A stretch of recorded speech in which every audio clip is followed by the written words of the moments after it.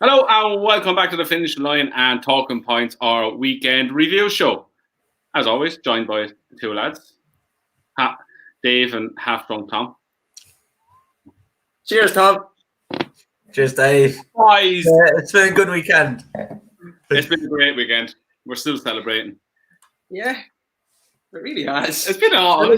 Waterford won yesterday as well, lads. I tell you, they're going to beat Kilkenny next week as well. Yeah. They I'd say in here now, they won't beat Limerick, I don't think. So we want Galway to try and beat Limerick next week. And I think we have a better chance of beating Galway. But I do think we'll beat Kilkenny next week. Robbie will come on there now and be screaming blue murder. But I think we're fine. I think we're fine either way, right? Because this is the year 2020 when we're in lockdown and we can't go out. So Liverpool have won the league. The night they won the league, I was in bed at 10 o'clock. Waterford haven't won an All-Ireland since, is it 56 or something like that? 57. 57. They're going to win the All-Ireland this year. You just know it, don't you? Yeah, and you know what? You know what it is about Waterford, right? So what else happened? And Cavan won the Ulster for the first time in God knows how long. Yeah. I was watching that today. Great. Cork. Tipperary won the Munster Senior Football Championship for the first time in 84 years. 2020, lads. Right, but you know what it is, Tom? And if there's a Waterford hurler watching this, I don't really care. Waterford are actually very good, very talented, but they get big heads when they win a game or two. And you know the way you usually have a 3 or 4 week break between games? They invariably go on the piss and don't train properly. And they're not getting that now because it's game after game after game. So it works perfectly. There was one of them who got an award for being a good hurler a few years ago. And I'd say he put on about 2 stone the year afterwards. I'd say it was closer to 4. Who? We're not going to slate anybody live, but I'll tell you after. Yeah. I know what he's talking about. I don't. A good hurler. He won an award. Anyway. We will start now reviewing what went on because I just don't know what's going on with the herd. What am I looking at? One of the lads just wrote a comment there. Fuck's sake, lad. I was watching this to get away from the fucking Cork game. Unlucky, Dennis. Sorry, Dennis. It's 2020. That's all we can say.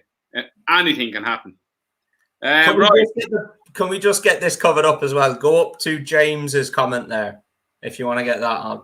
Where's this? James Moulding. Where's Tom with his bed covered up? I noticed this the other day when I was rewatching the video. I only seen this now. What's going on? Is there a dead body in there, Tom? Hold up now. I don't even watch this now. Some of the comments are a bit dodgy. These are the welcome packs for Pimlico Racing. I think there's about 50 of them on the bed. Is that and is that under it? No. His head isn't in the bed either. It's not The Sopranos. What the Godfather. Yeah, they're the welcome packs. I'm waiting on Nat to write the cover letter. So I don't need a cover letter. I don't need a cover letter. I'd say Wayne Harrison has another new profile. Yeah, Blair Bush. Oh, Jesus Christ! There's nothing. Wow. That's a name and a half, isn't it? Right, on to the racing. We start with Friday, where Fernie Hollow beat Bob Ollinger by 1 length, and they absolutely pulled miles clear of third. There were 45 lengths back to the third. Meantime, we're back and forth about this race all week, and Fernie Hollow, very good performance. He swears at the win the Cheltenham already, the way he's going on. He won last year, Cheltenham. Yeah, but the hurdle race. Come on. I was surprised how well he settled, how well he went through the race, jumped very well. Done Bob Ollinger for speed. Start with you. I like Fernie Hollow, but the reason I like Fernie Hollow is because he's a lunatic. And it's like I said last week about Felix Dagey. I'm not happy with all these lunatics that are settling. And you know who's another one that's learning to settle? Manila Indo. He was a tearaway as well. He was in his younger days. He's just not anymore. But I don't really like Manila Indo. But I like Fernie Hollow. I said on the podcast I thought he'd win. I think second's a good horse. He needs to step up and trip.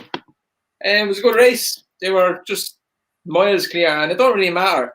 how bad the horses were behind him. When you're that far clear, it's clearly a good performance. 2 good horses. What do you make of it, Tom? Make Good won by 13 lengths on Friday. Boom, boom.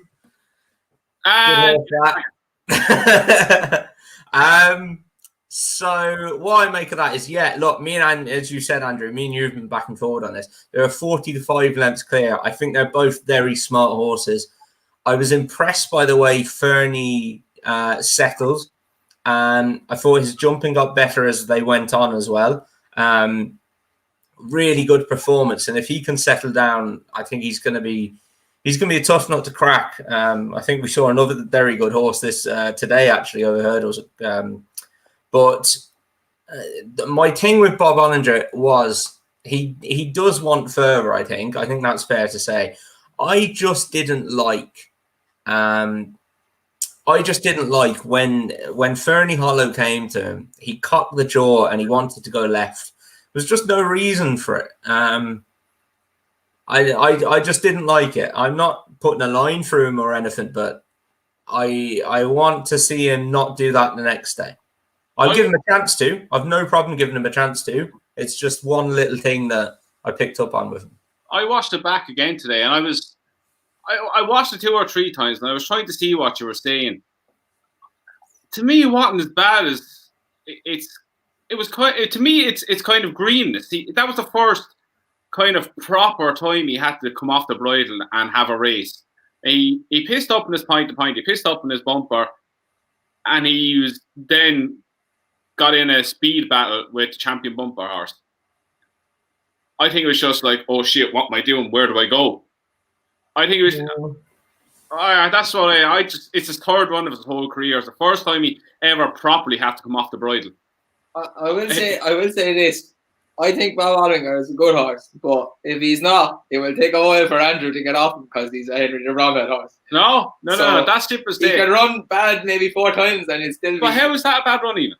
No, he didn't run bad. It was it's a very good run, and that's literally I'm picking at straws here. That's the only thing is he cocked the draw, and he did do it. It wasn't like he did it for a second. He did it for long enough that I think you'll see the guy who was stood next to the fence walks out of the way because he wasn't sure if they were coming through the wing. I don't know, not great, but we'll give him another chance. Hopefully, he just did it once. Yeah, on this first run up like that, as I said, coming off the ride properly, I put down the greenness, but we obviously see the next time if he does it again. But I think as I said before, when he was a bumper horse, in my eyes, he definitely needs at least 2.5 miles minimum because he was plugging on. There was when Fernie Hollow went past him, the gap wasn't widening at all. He was keep plugging on and getting there, but he wasn't getting there. But you know what I mean. He was sticking to the task well. Yeah, but I'm happy with. I'm sitting on a stock with him now for Cheltenham, so I'm happy with that. What I've seen, but Fernie Hollow looks a proper supreme horse. He travels, jumps well, kicked away. Good horse. Right, we will go on to Saturday. We start with what we covered. Haydock won 15, the graduation chase over 2 mile 5.5 furlong. Mr. Tommy Tucker actually looked really well. Done it very well. Beat a good field by 15 lengths. Beat a good boy Bobby and Dashel Drasher, who I put up, who actually ran a stinker. Jump and went to pot. I don't know what to make of it, but anyway. Sure, he's a front runner and they wouldn't let him front run. That's what happened. Told you this the other day when they hold up, tear away front runners. I thought it would have been the perfect opportunity to go with Mr. Tommy Tucker because once he comes under pressure, his jumping falls apart. Nah, sure, we'll hold him up. But anyway, that's what I've wrote down. Mr. Tommy Tucker, very easy winner, but got his own way up front. Tom, what do you make of it? Pretty much the same thing, really. I said on the show before, his form figures look terrible, but he actually jumps really well. He just gets to a fence when they quicken and just shits the bag, basically, and throws himself at it. Yeah. But as a jumper in a hole, he's actually a good jumper. And I thought Sam Twiston-Davies gave him a really good ride because he dropped his reins, he gave him his head, and even when there was a stride there, he didn't ask him for it. He just sat on him, and he just let the horse take the fences as they were coming. He didn't force him or anything like that. I've just seen Dave's ex. That's all I've seen. Oh God! Oh, that's a bit harsh now. I don't take offense to that, and I couldn't care less. Yeah, that's a bit harsh. I'm after asking him about 5 times to do a charity boxing match with me, and he still won't do it. So. Oh, we're behind there. Go on. But yeah, no, I thought he jumped very well. He got a very easy lead out in front. Dasher Drasher was keen, and that was kind of it. Then he was keen, and he didn't kick on. Then happy to give him another chance. In what kind of race, I'm not too sure. I think Master Tommy Tucker is definitely graded class. He's probably below grade 1 class, but you forget he's 9. Bloody hell, I didn't think he was that old. He was off for ages. Now, yeah. I think it was at Exeter about 2-3 years ago where he actually made his hurdle debut, and he actually bolted up. I could be wrong. I think I might have. No, you're right. He made his hurdle debut as a 7-year-old. Yeah. Yeah, so he's had 9 runs in his life as a 9-year-old. And he's got loads of ability, obviously. Dasher Drasher will come on for that. Probably a handicap next time, I imagine. He'll be interested in the right race. And yeah, that's it about that one, really. What do you think? I thought Master Tommy Tucker was impressive. He probably got his own way up front and wasn't challenged. But I agree with Tom. I don't think you want to be firing him into fences. Just sit on him, leave him kind of figure it out on his own, and the engine is there then if he gets over.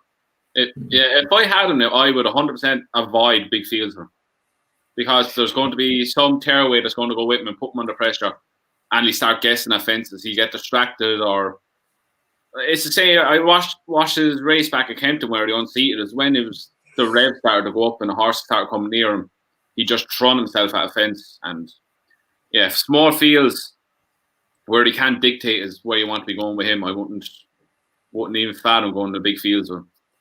Well, good horse, all the same, very good horse, but still not sold on him. But anyway, we'll move on to the Betfair Stayers handicap hurdle, where Main Fact won by 2 1/4 lengths. Then it was Third Wind, Highland Hunter, and Ask Dylan back and forth. I was buzzing with this performance. I'll throw it to you because I know the answer to what I'd say. Would you give him a chance to stay as hurdle after that? You know what? I couldn't see a thing that was going on in this race. And I'm glad a few people texted in and said the same, because I thought my eyesight was gone or something. Do you know what I didn't know what was going on. I said to Andrew at one stage, like, Kalashnikov is coming. And I was like, is that? And I was like, no, he's not. He's miles back. And then I was like, and he said coming around the bend, Main Fact has loads to do. And then all of a sudden, oh, and here's Main Fact, and he's going to win. Yeah. And I was like, well done, Andrew, but I just didn't even see the race. And then Robbie actually said, what I learned today was the Main Fact wins 2-mile races the same way he wins 3-mile races.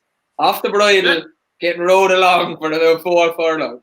I give him a shot up in grade 1 company after winning that, to be honest. May as well. It panned out exactly how I thought it would. He's a horse that just likes coming past beating horses. He'd probably be the first one off the bridle. He was never looked happy, but once he pulled them out of horses, let them straight forward. His jumping was okay. It could improve, but he won going away on bottomless ground, and 25-1 best price for the Stayers hurdle. It's not beyond the realms of impossibility that he will improve again. Do you know what it is? In this race, Pipe has a great record, right? And I didn't think Main Fact was up to it. He clearly was. Pipe won this with Grand Crew, who went on to be a grade 1 Stayers hurdle kind of horse. He won it with Chevry Chamberton, Grand Crew's brother, who wasn't as good as Grand Crew, but ran in those kind of races. He won it with Denast, who went on to be a grade 1 horse. And Paisley Park won it a couple of years ago. So it does have a pretty good history of having decent horses winning. So I give him a shot in grade 1 company. Yeah, I'll be backing him tomorrow with the typical Monday free bet. Tom, what do you make of it? To be honest, I thought, I was waiting for one of these to be one step too far for him, but he did it very well in the end. He just gallops and gallops, doesn't he? I'd give him a chance. The only thing is, all of his form is on soft or heavy ground. So if it turned up heavy come Cheltenham, I think he'd have a chance of a place at least. He's still improving by the looks of things, which is crazy, really. But it would have to be heavy ground. Even his form with Diane Sayer, all of his decent form is on soft or heavy ground. So I think he looks very ground dependent. But yeah, I'd give him a chance of being placed at least. I thought I was getting excited about Dolphin Square because he got backed in 20s into 17-2, and just ran no race basically. Yeah. So. It was attritional ground, so there was a lot of them that didn't really run any race, to be honest. Yeah, no, there was loads of them. Just touch on, like, we said this in the park on Wednesday when we previewed this race, that relegates a yak. How, in the name of Christ, does she go off 5-1 favourite? We got abused for saying that she's no hope of winning this. She'll probably get pulled up. She's won the worst champion bumper in probably the history. Like, people need to stop now. Like, I got pulled into it last year. You got pulled into it last year. I think she nearly went off favour for times. She's an absolute dog.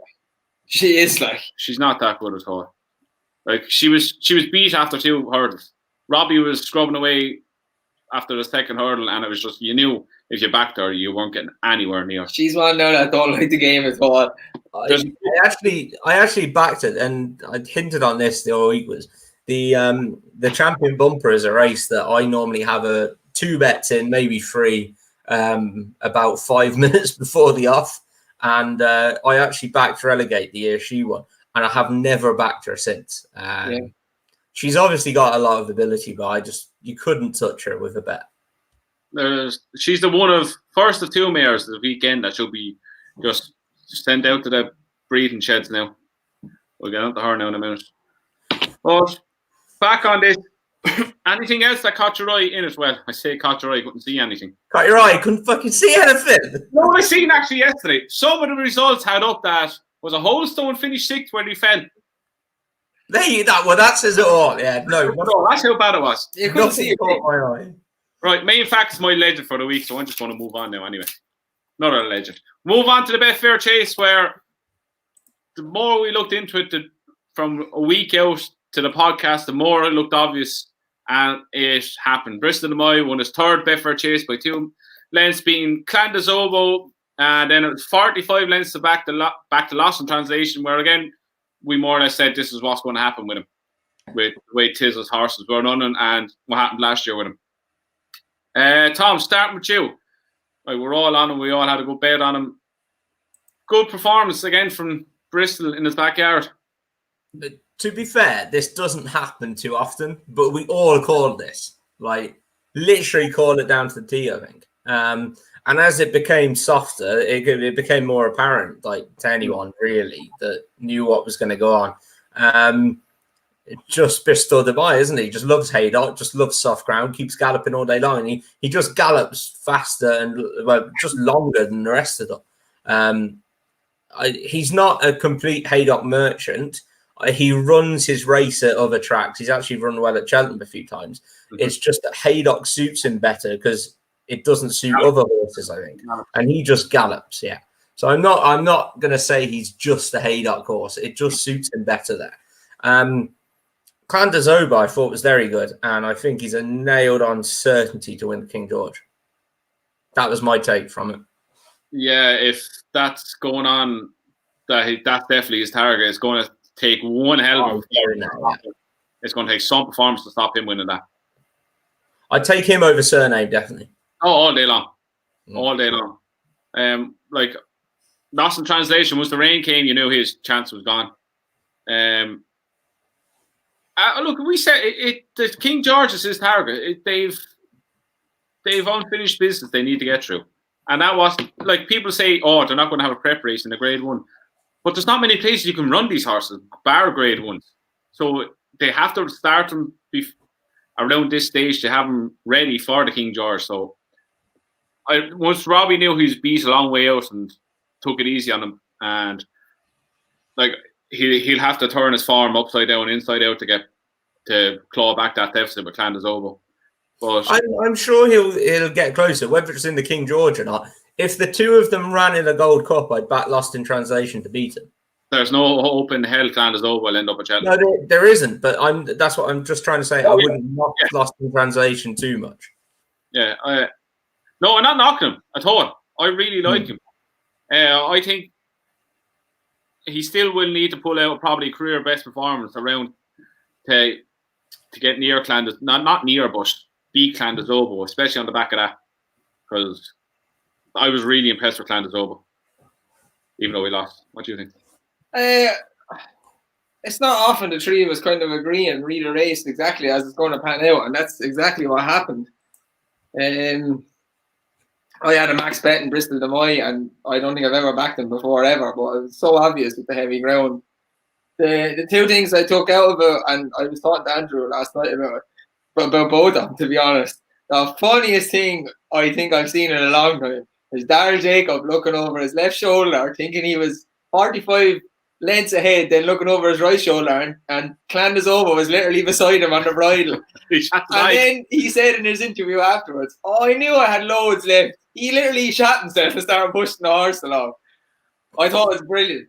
And then I said to Andrew, just the way, like, Bristol is clearly a Haydock specialist. Clondallow is clearly a Kempton specialist. And then you have, like, Album Photo is a Cheltenham specialist. The fact, going back through the years, that Cauto Star was able to win all those races in the same season, year in, year out, is phenomenal. Said it to Andrew, when you look at the horses now, those top-tier Grade 1 chasers generally can only win 1 or 2 races a year, and he came back every year and just mopped them all up. It's insane. He was equine perfection. Like, he could win at 2 miles, he could win 2.5, he could win at 3 miles. He was win at Kempton, win at Haydock, win at Cheltenham, win at Aintree, Sandown, wherever you wanted to put him, he'd win.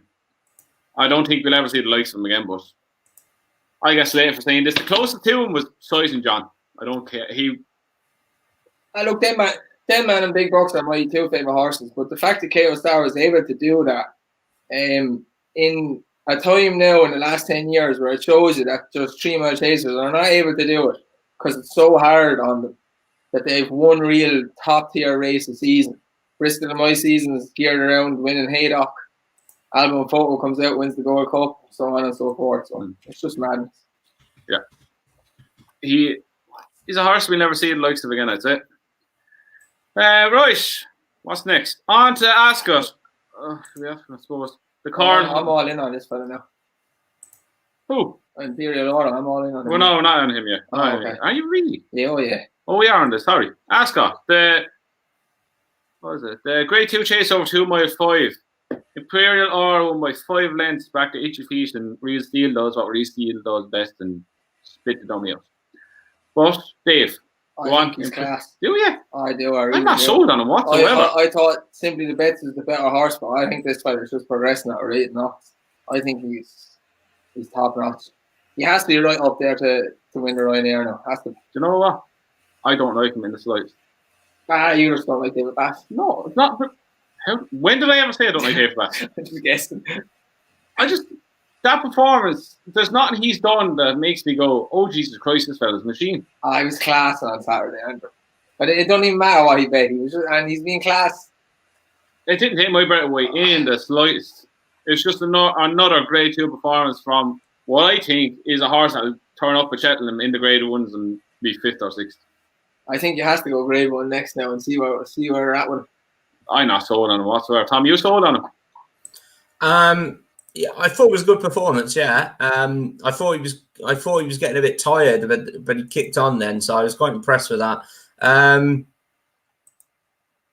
Yeah, look, he's now. This is the problem. This is what happens. He is now 6-1, best price 7-1 in 3 places for the Ryanair.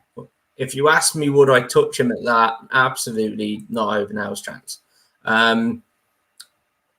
It's just I still can't, and I know he got beat the other week, but Simply the Bets beat this lad, giving him £4 by a length and a quarter, and they were 11 lengths clear of the rest of the match, Cheltenham. Like, that is the most solid piece of form you will find. And I'm just willing to put a line through Simply the Bets on his last run. And I still really hope he can come out and be just as good, if not better, than Imperial Aura. And he's a wild pro. What is he now? Jeez, I'm still scrolling. 50s? 25s? I've missed him. I'm at 40 to 1 with Bet365. Like, I'm going to have a bit of that before he runs next time. I'll wait until like the day before he runs and see what kind of race he's in. But I just can't have that one of them's a 6 to 1 shot and one of them's a 40 to 1 shot based on, I know Imperial Aura's won his 2 starts, but that race at Cheltenham, there are so many horses that ran like dog shit, basically, that were up at the head of the market. So I'm willing to put a line through it. Yeah, I'm just not willing to drop him yet. But Imperial Aura was impressive, and he's doing that form very, very good things. And yeah, he's got every chance in the Ryanair, I think. Do I make him 6 to 1 favourite? Don't think so.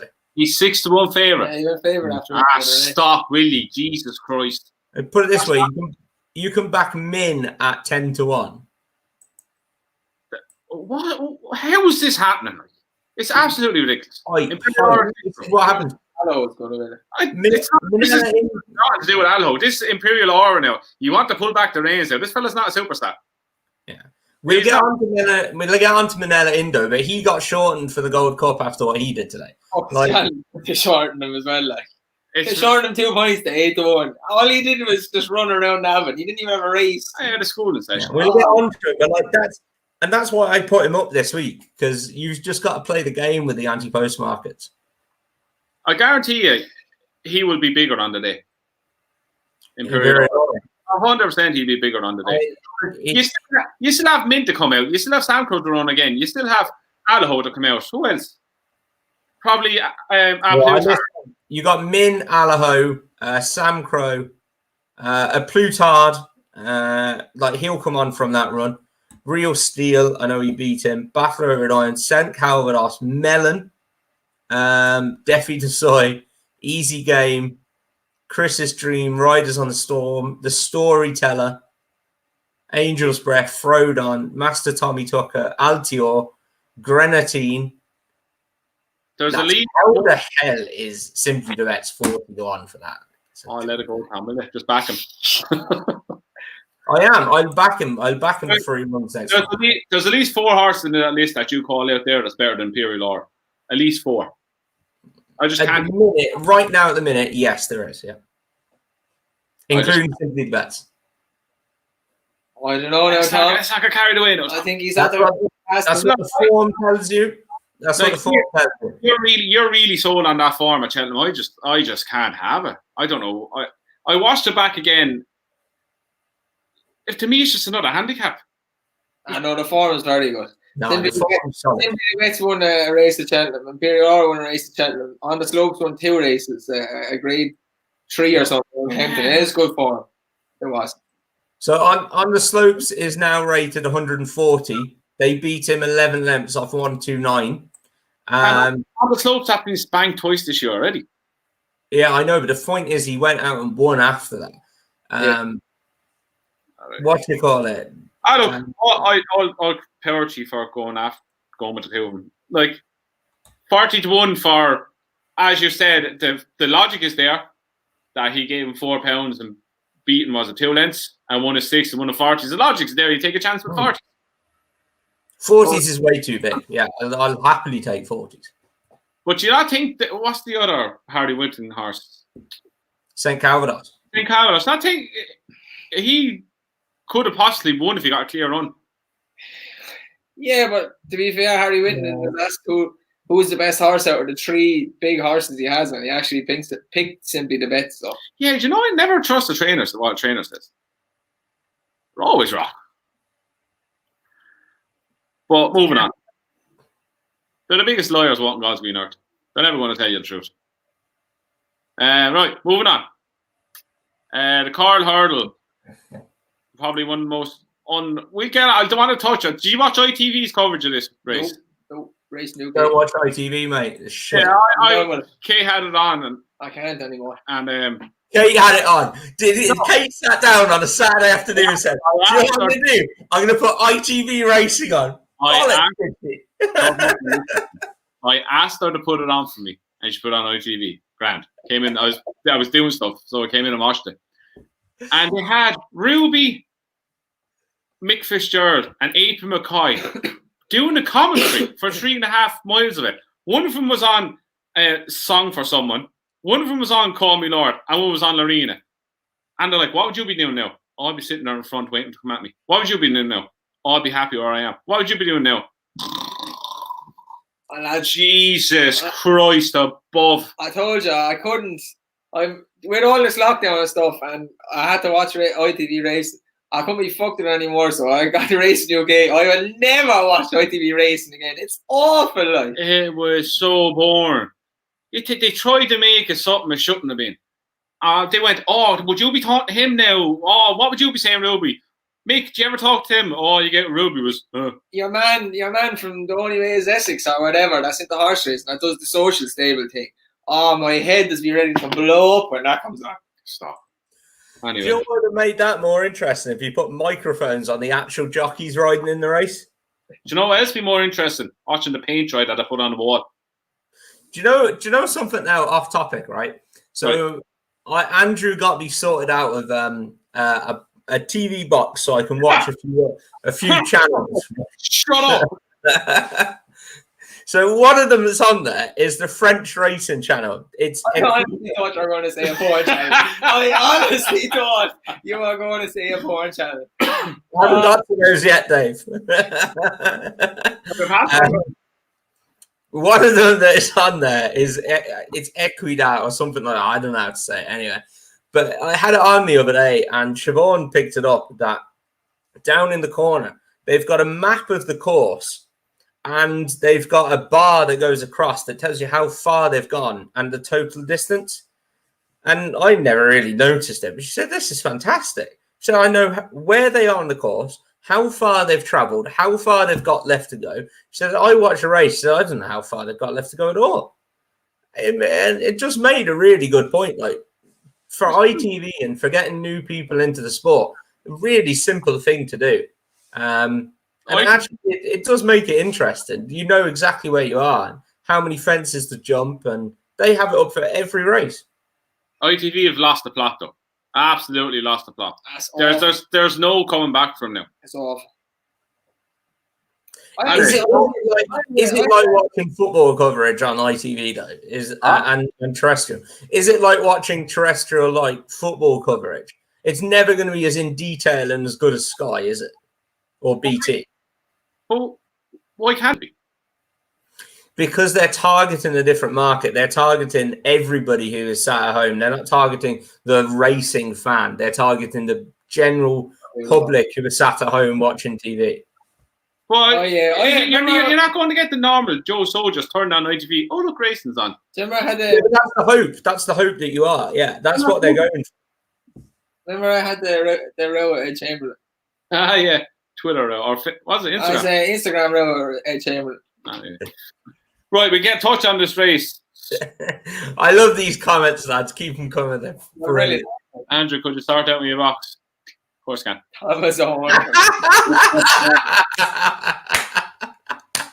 Steve's screaming past and watching porn and arguing with Tom. Okay, why are we talking about porn? Shut up now. Oh my gosh. Search for a song. Yes. Lord.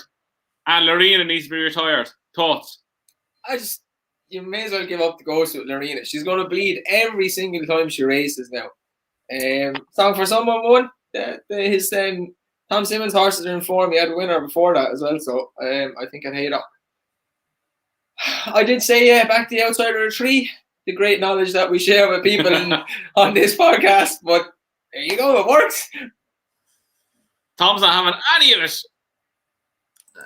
Yeah, Tom Simmons has nearly had more winners this season than he has in the last 4. So he's clearly in form. Look, absolute bike race. Why didn't Goshen run in this? He'd have been an absolute steering job. I'm still angry over that. But anyway, Lorena needs to be retired now. She had the bleeding too many times. Just need to send her off to the breeding sheds and enjoy her life. So yeah, she's done what she needed to do. She won a grade 1, so leave her go home and rest up and all that. Yeah. Right.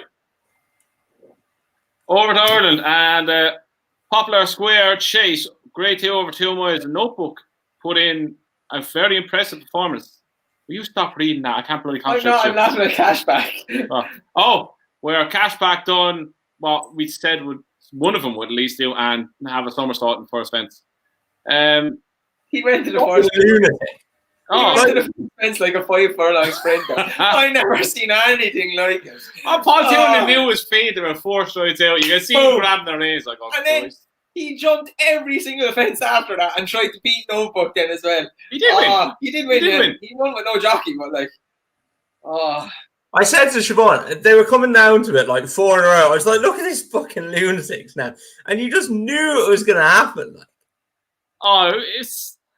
We knew on Wednesday it was going to happen. If there was the 1 mile 4 furlong flat sprint race, jumps race, I think Jingle would win every one of them because he's absolutely breakneck speed for 1 mile 4 furlongs and then falls apart. Could we touch on Facadura Arena for a minute? I am convinced this horse is tripless. I'm not buying into what a lot of people say. He's an unbelievable jumper. He's not. He's very good from the start to mid-race. Once they put pressure on, the revs start coming up. He gets in tight. He hits him. He loses momentum at crucial stages. He done the same at Cheltenham. He done the same at Leopardstown. He done the same again on Saturday. There can't be many more excuses to think that he's a 2 miler, he's a 2.5 miler. He gets outpaced every single time, no matter what trip he's running over. Tom, what do you think? We were talking about this in the chat as well. I'm with you, to be honest. I think he's tripless. I can't work him out. I thought he would probably win at the weekend, as we said. I thought Notebook would need the run more than he did. And Henry actually said in his interview afterwards, he said, with these top lads, you try and get them pretty ripe for their targets. So he was obviously a lot more forward than we thought he would be. But Facadura, I just don't know about him. Jury's definitely out on him for me. And if I fancied one against him, I wouldn't be worried about taking him on now, I don't think. Yeah, I wouldn't back him again now. He's gone into no bet book because he doesn't do anything. He looks like just this bang average horse that just gets there coming, swinging on the bridle, and then just spits the dummy out and says, no, I'm not having it. What you? His jumping was very bad Saturday. He is a good jumper, but I give him one more chance up and trip, but I wouldn't be backing him at 10 miles anyway. No chance. Like as I say, he's a good jumper up to a point. It's like, for instance, Asteria Falange, who won during the week. He jumped impeccably until they started putting up the revs, and then he started flinging himself at fences and throwing himself out to the left again. I think one thing I'd say about Fakir, and I think it was Wayne in the podcast group said it as well. Now, obviously, the race the weekend at Silk, because there was 4 front runners in it, and he wasn't the fastest out of them. 2 mile 4 and front run. Any of his best performances was when he went from the front, and that's when he jumps his best. He definitely, like what you're saying, when he's put under pressure, he doesn't seem to jump right. But if he can make his own fractions, he does jump really well, and then puts horses under pressure. I give him a chance up and trip, and if he front runs. But again, it's another horse that, like, whatever about the weekend, because he couldn't do it. Yeah, he wasn't fast enough to get to the front. But if that's the case, then put him up and trip and let him make his own fractions. I thought Notebook was good though. Notebook was very, very good. Yeah, he was off the bridle down the back, and he just kept pinging fences. And yeah, I thought he was very good. He was going away at the finish, and he'd be one now. You'd be backing now coming up to Cheltenham. I probably, if I was going back anywhere near Cheltenham, if he showed the form he did last year on the lead up to it, I would 100% just wait to see how does he jump off. He's never a horse I'm going to warn to, but he was good the other day. I think Henry said something in his interview. He said the only thing they could come up with that was that Cheltenham was one step too far, one race too many last season. And to be honest, I think he's probably right. Like the horse had 5, that was his 5th run at Cheltenham. So having that big long break is probably the best thing that could have happened to him.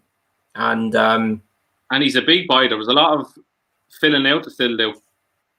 So he's still improving. He's won. I wouldn't back him at Cheltenham anyway. No, he's ran twice at Cheltenham and ran no race twice, so no chance. I wouldn't be in a rush to back him. No.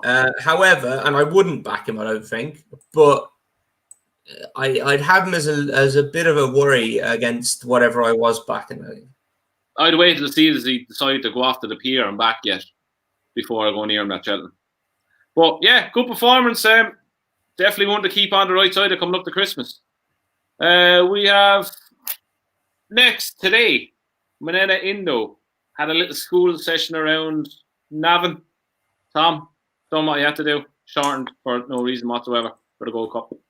Yeah, I thought he was good though. Again, I think we're seeing, that he's very good. Sorry, she's running out the door. I don't know. My window looks out onto the driveway. The one's out in front of me, like waving her phone or something. I don't know where she's going. Hide the body. Doesn't look like she's getting kidnapped anyway, so we're okay. But I'm just going to get the quote up again that Henry said about him, because I was just reading it a minute ago and I agreed with him. I said that I thought he needed to man up a little bit. After the RSA, he's running around. He was just dicking around, and after his first run at Cheltenham, he was keen all the way, and then he runs in the RSA and he runs around like a lunatic. And I felt he needed to man up, and I wasn't sure that he would, I'll be honest with you. But in my opinion, he definitely has manned up. Yeah. Henry said it was great to see him do so well. He looks a lot sharper this year, and I'm delighted with the performance. And I think he's obviously not going to say I think he needs to man up, but when he's saying he looks a lot sharper, he does. He's a lot more clinical this year.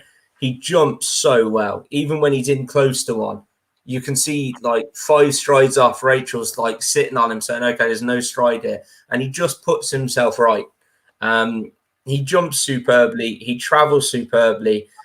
He doesn't over travel. And he went and put that race to bed between 2 out and the final fence today. And he galloped all the way to the line, which I think you weren't guaranteed he would have done. And he raced away from the other horse. Brahma Bull came to the near side. So, look, he hasn't beat a lot, but I was impressed with the performance. And he's another one, like I said about the big breakaway. He actually excites me this year. And if there's one horse I'm excited about going to Cheltenham, it's him. The other thing about him is I cannot wait. I don't know if you're going to say it now, Andrew, or if you're going to say it at the preview show, or if you're going to say it on the Cheltenham preview show that we do for the YouTube channel. Right, I cannot wait for you to desert Albin Photo and tip Manella Indo for the Gold Cup, because you know it's going to happen. It is going to happen. No. Yeah. Like, they're my top 2 horses in. I said last year that he's a big outsider on our review of Cheltenham. He's an outsider for the Cheltenham Gold Cup. I liked the horse last year. I've always liked him since his hurdle days. So there's no secret that I do like him. I really like him. He's at them, as you said, he's at the manning up big time. He even looked to me like he got bored down the back straight, where a year ago he would be tearing Rachel's arms out of her sockets. He's at her relaxing. He's grown up. His jumping has become better. He's not, as you said, dicking around when he hits the front. He's galloping to the line.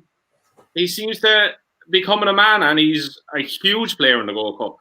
He's not even a bit par player. He's a huge player. And you might say he beat nothing. But as what I always say, it's not who he beats, it's how he does it. And he done everything right. Everything was professional. It's what you want to see for a horse going into a Gold Cup. So to me, now he's a big player. He's a top 3 player, 100%. You? No? He's definitely more professional this year than he was over hurdles than last year. but I wouldn't be shorting him, and he's no way to one shot yet. The 2 races he's won have been non-contests. There's been no, and he has jumped better, but there's been no pressure on his jumping. But he jumps very well, though. The jump at the last year when he was really going hammer and tongs with Allaho was the pressure was on, and Rachel went for a big one, and he wanted to take an extra stride. So I would wait till we see the Savills Chase. If he wins the Savills Chase, then yes, he'd be a massive player in the Gold Cup. But that Savills Chase is shaping up to be a serious race, because you're going to have Delta Work presenting Percy, Manila Indo, a lot of other Irish 3 mile chasers, and Nicky already said he's sending Champ over because Santini's going to kind of stay at the English side of races. So if he wins that, he has a great chance in the World Cup. You say he hasn't beat anything, right? And I know he hasn't beat a lot. However, like Barama Bun's a 148 chaser, Raven has a 152 chaser. They're not completely useless. And then but more impressive for me was on his first start, where he beat Milan Native, who's a 149 chaser, who'd already had a run, and he went and beat him by 29 lengths, giving him £5. And apparently he looked as big as a bull when they took the sheet off him that day. So I was more impressed the first day than today, Tom. The first day was a bit more of a race. Today, Brahma Bull just went no pace, and it was like a schooling session. Well, I think today was... Yeah, it was. They only had to get a record. Very nice. Today, I think they just knew he was miles better than the rest of them. Just get him around, get another bit of experience into him, and we'll move on. It was more or less going to the bank, getting your money, and off you go.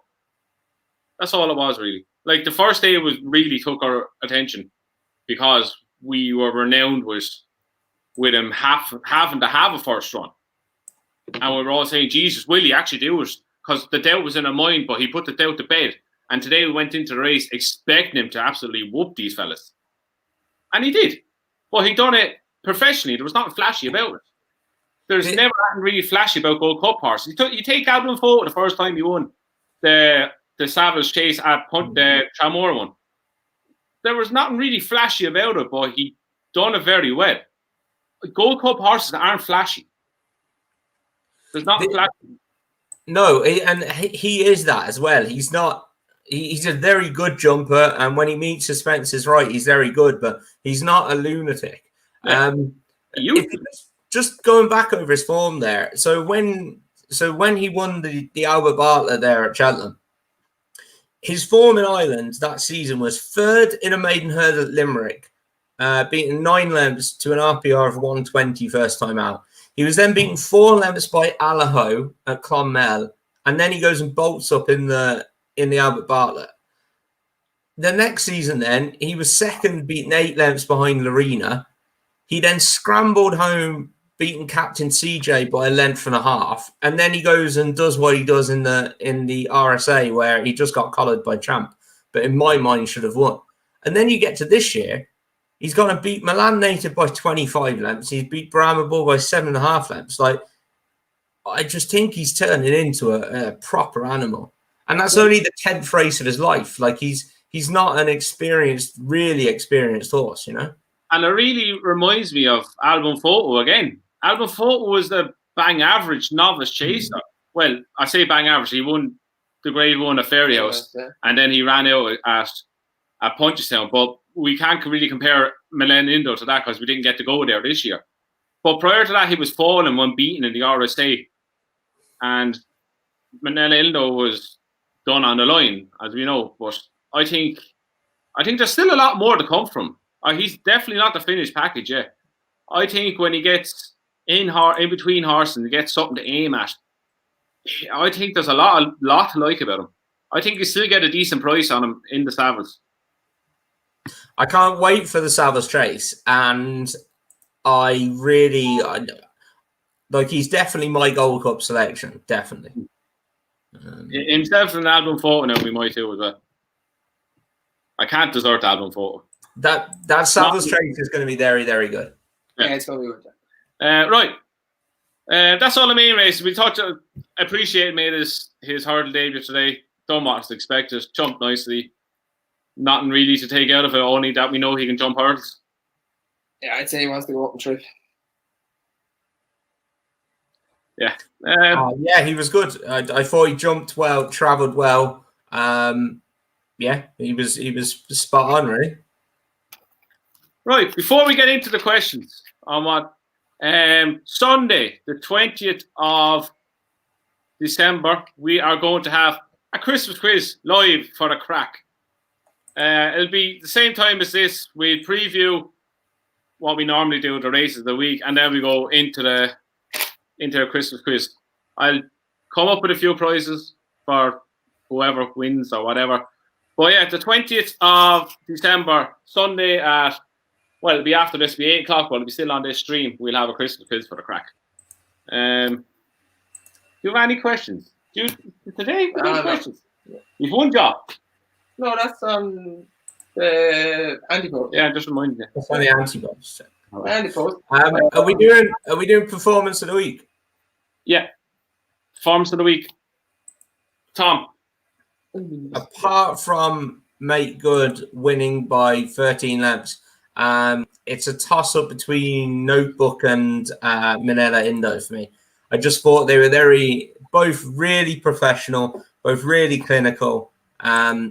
Shows what a good trainer Henry is. And yeah, I think both of them are up in their game, and as I said, becoming men this year now. Yours? Present person. He was good. He's very good, isn't he? He was very good. He was very good. He looked like he was back to the winning of the RSA at the time. So I haven't seen those ears go like that since the RSA, and it excited me. I think there's 4 or 5 horses better than him in the Gold Cup, but he was very good the other day. So he's going to run the Ryanair. Give me a rest, will you? I won't. You take 50 to 1 on him now, Dave, wouldn't you? No, for the Ryanair. My performance of the week has to be Main Fact. But anyway. Very good. Performance of the week, Arena. Poor Lorena. It's okay, Kubo. It's time to let it go. Time to let it go, Kubo. Do you want my scarf as well, Kubo? Right, we will just scroll. Go on, you talk away, Tom. I know it's one of the questions, so we'll get to it. Kick on with what you were going to say. I'm just actually looking up something now. I was just going to say we're going to go through the questions. Yeah.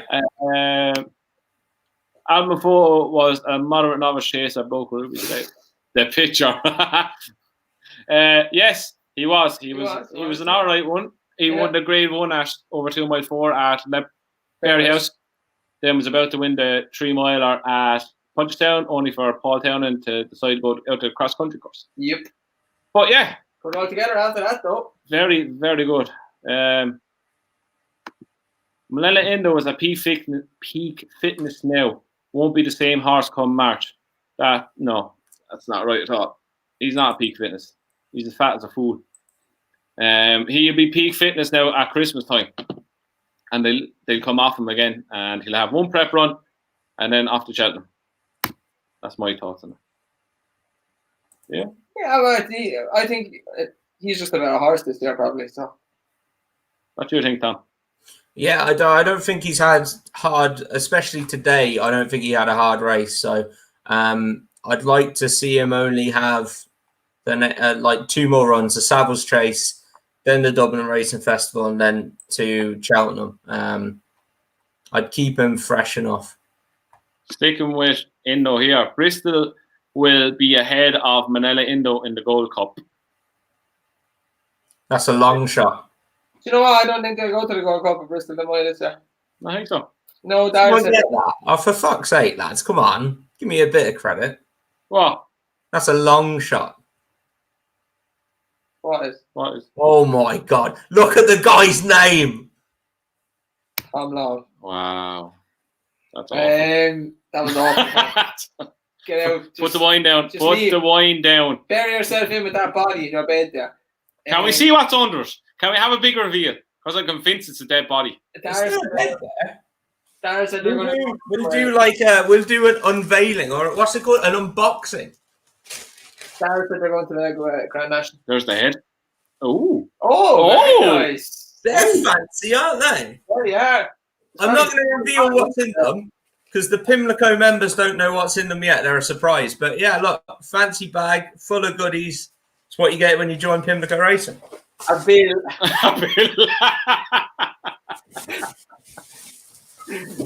Sorry, Tom.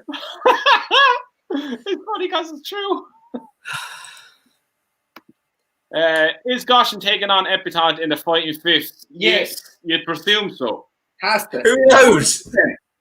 Gary Moore says he Has to, or else he's going to be running Tramore on New Year's Day. Joke in the street. Oh. Andrew, go up to where is it gone? You're kind of, huh? Aaron Casey's comment. You need to go up a bit. It's above Kubo's Lorena comment. So I'm back down the way. No, up. Up. We're going up. 8:52. Oh, here, I was going the right way. You are. Jesus Christ. You are. Hold up now. We're getting there. Oh, the only thing I'm funny now. Who's? Aaron Casey.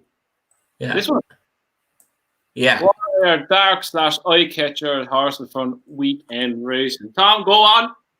One of mine. So what I normally do is I'll have a quick look as I'm watching the races, but I'll normally go back now in the week and have a look at the last few days racing. One that caught my eye because I had it backed in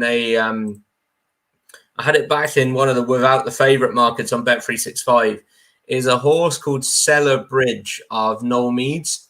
Mm-hmm. Ran at Navan today in a maiden hurdle. Needs to go right-handed. Was beaten 19 lengths into 7th by Ashdale Bob. Is going to hopefully get a mark so it gets into a 0 to 116. It's a previous bumper winner. Finished 7th today. Was 8th of 20 in a maiden hurdle before this. Definitely out for a handicap mark. And that's my one from the weekend to take a look at. The other horse we haven't mentioned, lads, is Dan's horse. Is Dan's horse Eragamene? Amalgamene. You're English. You can't do an English accent. That's disgraceful. Yeah, no, I should be able to do that. I'm from near where Dan's from. Amalgamene was quite good at the weekend. I thought he jumped him into absolute submission. He went a really, really good gallop. And Port Stanley went to chase him. Port Stanley is no bad horse, guys, at all. Port Stanley went to chase him, and he couldn't. It killed him. Like, he nearly stopped on a walk. And Eragamene just kept on galloping. So he is definitely one to look out for as well. One that I have that actually Longhouse Post for one of the handicaps at Cheltenham. He finished second behind Jadanley. 4 miler. He finished second behind Jadanley. Breaks my heart, that horse, Dave. I put him up last year at 25s, and he ran at the Dublin Racing Festival. Looked like he won the trip. It looked like he was going to win, and then didn't get home. And I want him on the 4 miler. I think he needs a trip. Yeah. He was outpaced on Saturday, and he ran on again. He went into my notebook. He's one of them that just catches your eye, and he wasn't too hard on him. Yeah, I look out for him. Come a nice handicap at Cheltenham, I'd say he'd be on a nice mark. He's a good horse. I'd say a handicap. Yeah, he's just below the top class ones, I think. Yeah. First float out won an Ascot for me. I thought he's a loony bin of a jumper. I thought won the race in spite of not leading like he usually does, and he put in some awful jumps as well going around. I think he breasted about 4 of them. So soft heavy ground, stick with him. I'd say he's another couple of wins in him. Yeah, he needs softer ground. He wants heavy, all right, yeah, soft heavy ground. But he done well. Anything else before we move on to the next one? No. We have a perfect candidate. What a legend. What did he win by? 40 odd lengths? Oh, sure. 45 I lengths. think he was the only one still going at the end. Oh, done slowly. Another one. Stop. Who backed on slowly? Like, you've got to be some loon to back him. Enough of that Enough horse now. Like, No Michael O'Leary is sitting at home watching that thing on. Yeah, I didn't back him last year. You fucking did. No, I didn't. You backed him this weekend. I didn't. No, I said I was tempted to, but I didn't. Emma Kennedy put him up on the preview, right? That's what happened. I think that was me. Did you back him? Not this weekend, no. He's I backed him the time before when he actually ran all right. He's an awful horse. Awful. He's awful. Yeah. Next question from Kubo. Paisley Park, Fee McFabulous, Fee Time Hill, Saturday. Who wins Stair Hurdle at Cheltenham, lads? Are they going London on Saturday? They're all running, and I hope Paisley Park. De Burley. He's left it out. Why is he left the win? Thistle crack. He's running this week. I can't wait. Tom, if he wins, I know it's a long shot because the name of the video was Long Shots, Forgotten Horses. Long shot is right. I'd never leave it down to Singwins. Ever. I'd love to see Paisley Park come back, but I hope he comes back and wins. If he comes back and he wins on Saturday, he's going to be very short again. If he comes back and beats him well. Yeah. I genuinely hope he does it. I'm looking forward to seeing Matt Fabulous, though. I really like him. He could be the one that steps up by the time Hill as well. But yeah, good race. There's another weekend of great racing coming up. There is. It just keeps on rolling now, all the way through till Christmas. It's just class. I have to pee. Darren H just kills horses. You know what I mean? He needs to have a look at his bloody thing of buying horses. I would start buying different horses, perhaps. Black Lion. Do the new stock agent. Yeah, I think someone needs to get sacked in that division. Call me Darren. Don't. He'd buy you make good. Don't. Yeah, excellent horse. It's won more races than most of his at the minute, hasn't it? So there you go. That's true. Well done, Tom. Brilliant. What about January Jets? Surely boost album Envoy Allen's form as if it needs it. He was third. He was just behind Longhouse Poet in the race I was talking about there. Came there looking like. Okay. Andy Dufresne's form was Frank today. A horsey back about 40 lengths won a car. Andy Dufresne is some engine, lads. He has some engine. He's going to be unbelievable. I'm sticking with him. Andy D. I like Andy D. I think Ballyadam, Supreme, Fairly Hollow, Ballymore. I think it's the opposite way. Tom thinks it's the opposite your way. So it's not that I think it's the opposite way. I just think that I don't know. I just think that Gordon's going to want to go where he wants to go and what's best for his horse. Willie's going to want to do what's best for his horse. The owners are going to have some headache if they want to switch it up. I can see them both running in the same race. Who was the one that was? Did you said the where the horses were going was put out the other day? Oh, we're not even fucking going there. I'm not having that. I'll actually send. I'll get that sent to you. What was it? Explain to the people. No. I got more than one of these over the weekend. So I'm not even explaining. All right, we've got two more. Epitante will be odds on in March. If she wins the fighting fifth, she's going to be 10 to 11 on it. Do you know what it is? Epitante is the right favourite, but looking back on that race, she didn't beat a whole lot either. So. That should be fuck off. Ooh, who you on, Dave? Who'd you fancy then if she didn't beat a lot? I'll wait to see Gosham, but I think the one to be on now is Saint Roch. He was definitely the best horse in that race. Just a shit show, absolute horror show from start to finish. Look, he has to jump better, but if he jumps better, I think he's an engine. Well, I think he will. Ruby made a good point on that Road to Cheltenham show with Lydia, which is on a Thursday or a Friday, is it? So you can watch that. What are you promoting other things for? Now, we're not on that night, so you can watch them. And it is a good show. But I think he said on that, he made the point that like he jumped well in the county hurdle when they were going fast. So they're not worried at all about his jumping by the sound of it. So yeah, I'd say if they race again at Christmas and it's a small field, I'd say they'll have a pacemaker for him. That won't happen a second time. Yeah, or I'd love to see him go on. I'd love to see him go on and drop his hands and see what happens. When we were watching that race, Tom, when there was, I think, 4 jumps left, I text you. I said, I wish they'd just leave him go on there and see what happens. Like, I know it's a hard thing to do, and I know, as I said, like it's a rock and it was a rock and a hard place for Mark Walsh. But next time, if the same thing was happening, I'd love to just see him go on. he's pulling his arms out for 4 furlongs, though. Like, oh, even further, like he didn't drop into the 2 out, and you just can't do it. Like he just, yeah. Right, we'll finish on one more. Santini is so slow, I'd rather back the RSA horse from last year all day long. Good call, Kev. I've actually got a bet. Go on, then, Andy. Go on. Going on that was a Labrook Scallops at Newbury the other day. Beware the bear is a certainty for whatever he runs in. Travel all over that slow boat to China. I said it last year. I said it a few times. The Gold Cup, the way the stats are, it's the previous year's novices or the horse that has won the Gold Cup. So there's only 3 horses again. Top of the game is injured again. So we have Champ, Manila Indo, and Album Photo. They're the 3 to concentrate on. And that's corner. I've got a bet with Robbie. I've got a match bet on Santini and Percy.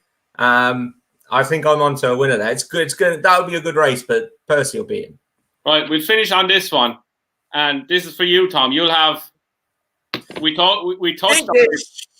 No, wrong one. I thought you were going to stick the one above it up. Yeah, that one. Yeah, I'm hearing very different things, lads. That's all. I can't say anything else, obviously, because of reasons. I don't want to go into it, but I'd say it. Text him and he said he was sitting on them right now on the gallop. I'm basically hearing it from the horse's mouth that's not true. Bullshit.